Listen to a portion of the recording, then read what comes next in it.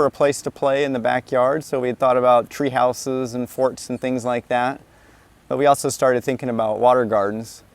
We've always liked the sound of water and the peaceful quality that provides. We had thought about swimming pools, but really didn't want anything that was that much concrete and the chemicals and the chlorine and all that goes with it. So I started researching different pond designs, and there's quite a bit of work that had been done in Europe. So starting in Austria and Germany and places like that. And they had really perfected this concept of the swimming pond. Natural swimming pool. And I've seen a lot of different swimming pools that have been designed to look like ponds, but we were really looking for a pond that you happen to be able to swim in. And Jake was great because he brought a lot of new technology to the table that really we had not seen before. A lot of pond design has been done using traditional water pumps and technology that's fairly standard. But Jake stood out to us because he had a new system of air-driven water flow that is more cost-effective. It aerates the water all the time. It provides for a cleaner water, and it's something that you really is refreshing and clear that you can swim in. So as you can see, the pond really serves as a focal point of what I like to call the backyard oasis. The inspiration for this particular pond was a lakeside cabin. So it serves as an integral part that pulls all of these elements together, including the little cabin that you see behind us, the garden, and the swimming feature. And one of the things that's really special about this pond is the ability to jump in and cool off after a really hot day. I'll be done bicycling, I'm sweating, I'm hot, I just jump into the swimming suit, get into the pond, and float around, and it is instantly refreshing. And there is nothing more magical than getting into the pond and being face to face with the water lilies and the dragonflies and the frogs and the waterfall and everything else.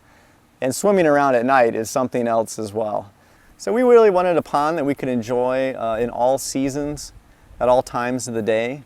So we put some features in, like the underwater lighting. It's LED, so it's very efficient, and it doesn't consume that much electricity at all.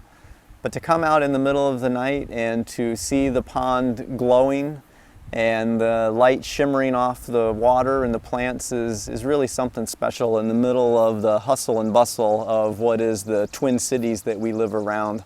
I'm not more than a mile and a half away from a major interstate, but when I'm back here in this yard, I forget all about that. So it's really been a place that the entire family can come and relax and rewind after a hard day's work, and we really have enjoyed it immensely. I get a lot of questions about maintenance. What does it take to maintain the pond? People look at it and they figure I must be spending every waking hour out here. And it's funny, an interesting story, I've talked to some people who own swimming pools, and they ask me, hey, how long does it take to maintain the pond? And for me, to do a thorough cleaning of the pond takes about an hour. And the funny thing is, it takes the people who own swimming pools just about the same amount of time. As far as what I do special to prepare this pond for winter, not a lot. All the plants are hardy, so I just cut them down and they go right into winter. The lilies, I just cut the leaves off and things like that. There are some things that you need to do to winterize the pipes, but it's a lot easier than you might think. And it's something that we continue to enjoy in all seasons, whether it be fall or winter. And the most spectacular season of all is spring coming into summer, when the pond really starts to bloom and all the life comes forward and greets you as you come out with your coffee in the morning. So, we did have a budget in mind. And you can make some pretty sophisticated pond designs if you have all the money in the world to throw at it, but we didn't have all the money in the world to throw at it. And one of the things about working with Jake is that, with his experience, he was able to bring a pond design to the table that fit within the budget and really accomplished some great objectives that you see behind me here. So much less than swimming pools that we had looked at, and much more enjoyable. We're able to garden in this water feature, we're able to see the wildlife, we have all kinds of things that are living around and in the pond. We get frogs.